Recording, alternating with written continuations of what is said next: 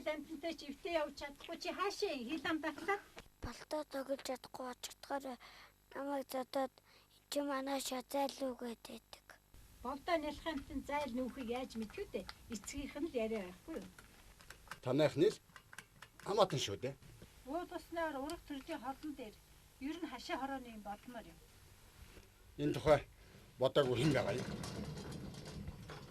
Миний хүү хүнтэй эвтэйхэн байдаг шүү дээ. Олзоор. Аав энийг орхио. Би си дүүрэгдээгөр очиж ирлээ. За. Газар олгож ийн гэж штий. Хаштай юу да? За.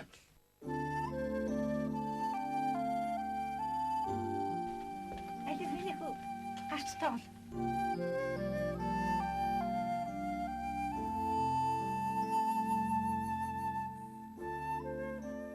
Ээжээ. Иргэний үнд бичиг баримт. Оо за.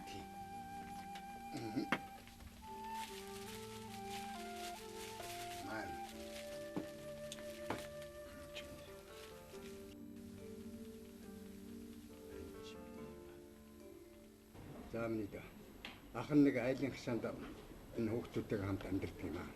Тэгээд нэг тусдаан газар авч хашаахт гэж нэг тусдаа амьдарч үзье гэж ямар сайн газар баслж байгаа.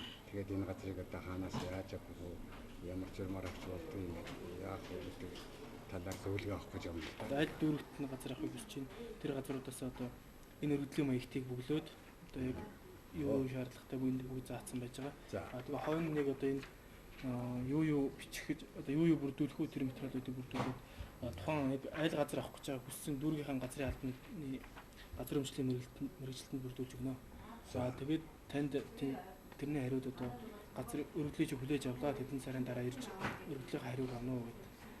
Тийм. За. Энэ яг хэдийн хэмжээний газар өгч байгаа юм? Ер нь яг манай газрын албаны зүгээс 0.7 хүртэл газрыг үйлчлүүлье гэсэн тийм бодлого ирж байгаа. 0.7 газар гэж яриад байгаа чинь өргөө хэдвэдийн утааш хэдвэд юм нэг. Энэ яг урт нь 35 өргөн 20 гэсэн үг дээ 20 35 хэмжээтэй газар. 20 35. Тийм. За ихөө ярилцлаа минийд. За. За баяртай. За.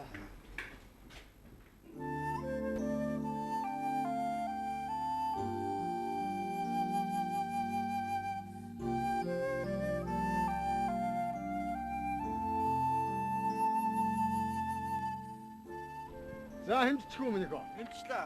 Ийшээгээ 25, ийшээгээ 30 байна. 30 байна. Яг л байна. Тэр зурсан дураасныхаа дагуу яг л байна. Ноцтойгоо хэлбэс яг л хэмжээг тавьчихсан байх шүү дээ. За, сүг өргөч минийх.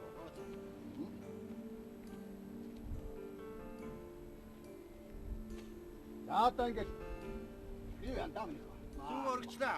Болж. Одоо ингээд хоёлаа хашаагаан барьж эхлэхийг бодно доо. Бас ажил их байна. Банзаан авна, хашаагаан хатгана.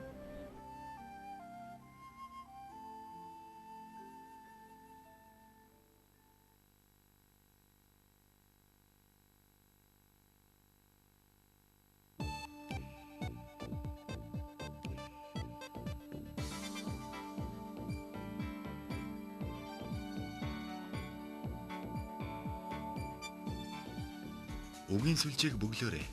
Энэ гурван үг таны үнсэн мэдээлэл дотор байгааг анхаарна уу? Үгийн сүлжээнд байгаа гурван үгийг хуулж бичээрэй.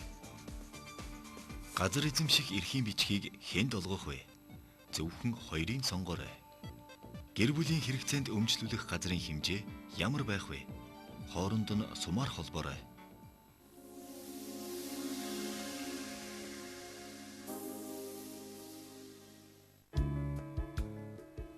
Аав хүү хоёр модны зах орлоо.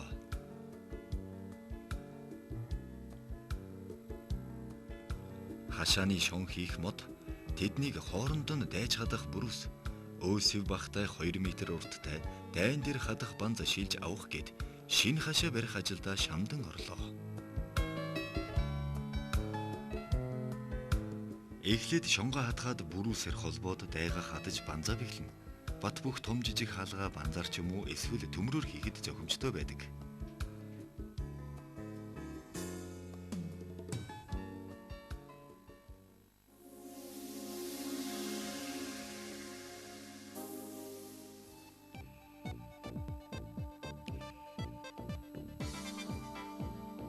Дамдын хашаа барихтаа ямар материал ашиглав? Дамдингийн хашаанд байгаа амьтдын нэрэнд үсэг нөхөж бичээрэй. Хашааны тэг зүүнний 7 газрын хэмжээг аль зурагт үзүүлсэнийг олоорой.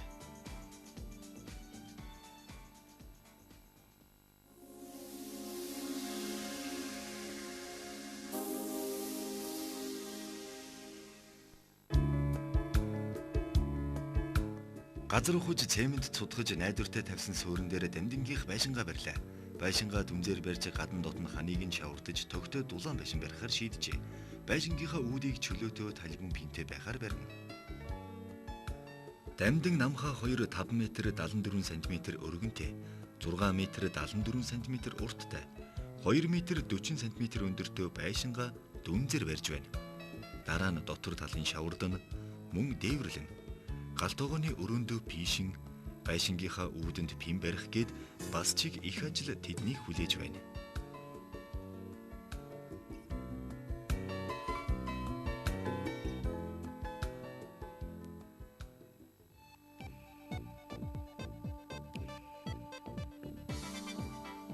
Дамдин байшингаа барьлаа. Байшин нь үүдний пин коридор зочдын өрөө галтогооноос бүрдэнэ. Дараах үгэнд үсэг нөхөж бичээрэй.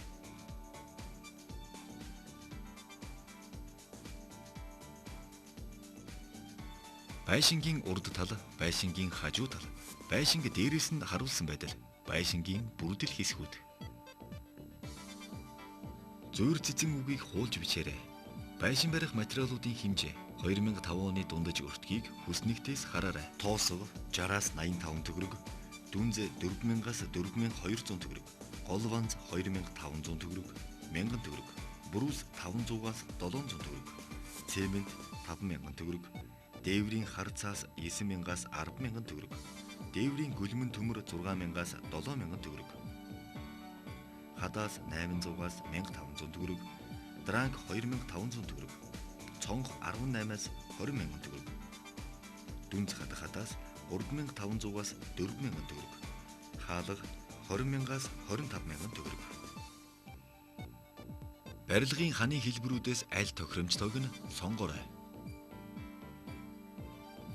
36 м квадрат талбайтай байшин барих үн өртгийг тооны машин ашиглан тооцоорой.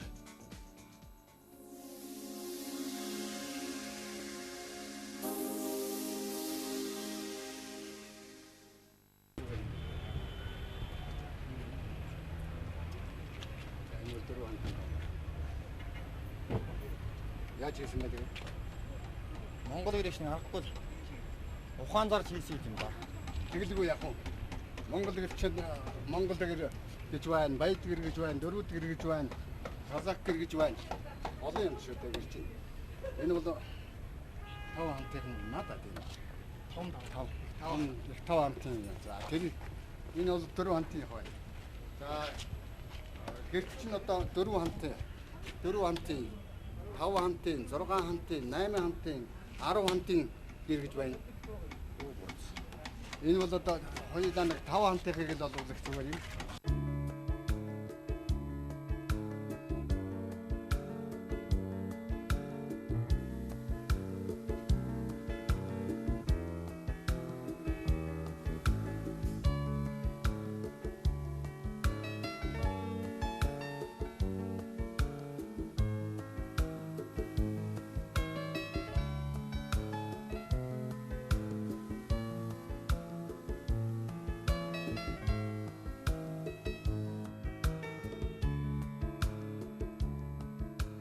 Хизэнээс уламжлагдсан барьж зансан Монгол гэр нүүж суухад хялбар, дулаан, агаар сайтай давуу тал бий. Гэр барихтаа буурай сайтар тэгшлэн янзлаад шалаа зайгүй шахаж тавина.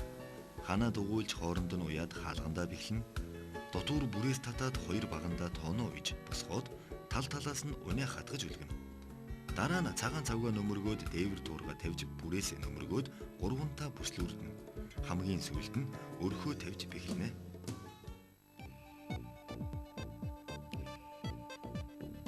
Хүүдэмдэн бэр долгор хоёртоо намхаа өгөн гэр барихыг зааж өглөө. Даалгаврыг анхааралтай үзээрэй. Дараах зургийн нэрийг бичнэ үү?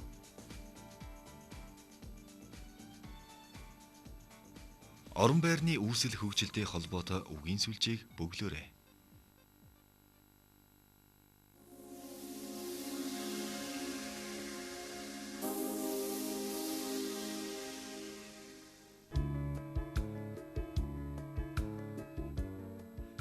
Байшинга барьж дуусаад пишн сонгохоор тэр хоёр наран туул завхарлаа. Ердийн зуухнаас эхлээд янз бүрийн хийцтэй зуух пишн өрөөстэй. Хашир өвгний санаанд тэр болгон таарах нь юу л.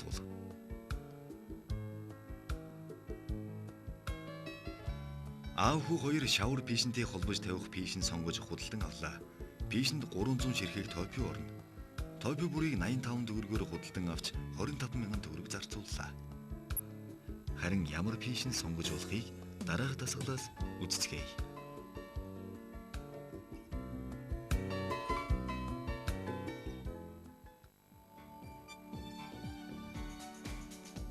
Ердийн пишн, төмөр хоолойтой пишн,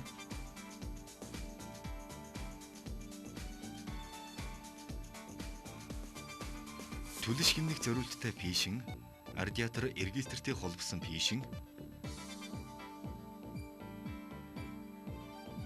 шавар пишн болон радиатортой холбосон ердийн пишн, төмөр хоолой, радиатор усны насаастай холбосон ердийн пишн.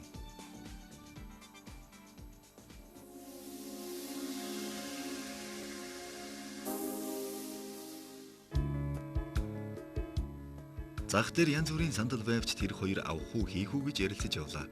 Хийхдээ мод, фанер, төмөр, хуванцар, арьс ширгээд сандал хийх материалаа цуглуулж авандаа гэж дамдин жаахан төвөгшөж байхад намхаа өвгөн 250 мм-ийг харьцах нь 250 мм тавцсан хийх мод бэлнээр зардаг юм байна. Харин сандалны хөлний уртыг 300 мм гэж тооцоод зарчхна. Өргөн нь 35 мм-ийг харьцах нь 35 мм гэж утгад тушааны урт нь 210 мм, өргөн нь 30 мм байх нэ гэж дотроо тооцоож явлаа.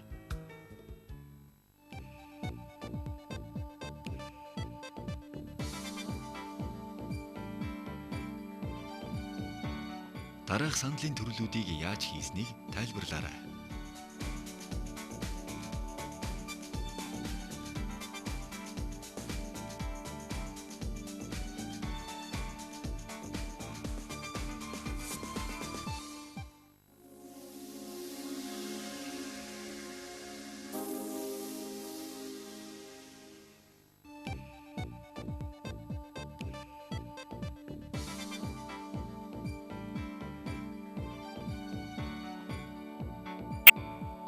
Ширмэл ширдэг бол цэвэр гар аргаар хийж уламжлагдан үлдсэн нандин урлал юм. Хоньны ноосоо гар аргаар боловсруулан зулна. Дараа нь тэмээний ноосыг eerж eerсэн утсаараа тусгаалan гаргасан хээ угалцны дагуу ширж ширмэл ширдэгэ ширнэ. Энэ бол маш нарийн чимэглүүр ажил юм. Ширж буй ширдэгнийхээ зориултын тохируулан алхан хээ, хулсан сүлжээ, түмэн наст гэх мэт хээ хатгаж улаанаар эмжинэ. Эхлээд бид нар ширмэл ширдэг ширхтээ одоо голоосоо эхэлж ингэж хээгэн эхэлж ойдгоо. Ингээ голын хээг бол хамгийн түрүү эхэлж голынхаа хээг оёод дараа нь энэ зах хээг ойдог. Зах хээ ойсны дараа бид нар энэ улаан эмжээрийг ойдог. Улаан эмжээр дээрээ бол энэ одоо хээгэн улаан хэмжээрийнхээ хээг ойсны дараа ингэж хээгэн гүйцээд хамгийн сүүлд бид нар зээгээ ойдгоо. Энэ зээг бол ерөөсөө бас их утга учиртай байдаг. Энэ сум бол одоо ингээ нар зүү ингээ тойруулж бид нар энэ зээгийг хаддаг. Энэ бол яг уламжлалт дээр өөрийн аргаар энэ сумны ийм утга учир бол одоо деважинд хүрэх зам гэж ингэж юу яадаг юм бэ лээ. Тийм учраас бид нар бол энэ сумыг бол ерөөсөө ингэж нар буруу ингэж тойрдгоо. Дандаа ийм нар зүү ингэж сумбол тойрсон байдаг. Энэ сумбол тэгээд деважинд хүрэх замыг одоо зааж өгч яана гэсэн утга учиртай ийм юм аа. Ширмэл ширдэгэнд дараах хээ угалцыг тохируулан хэрэглэнэ. Алхан хээ, хөөцөл дүүр, хулсан сүлжээ, галуун тавг, эргүү бад, түмэн наст хээ, баян хошуу, зоосон хээ гээд олон янзын хээ байдаг.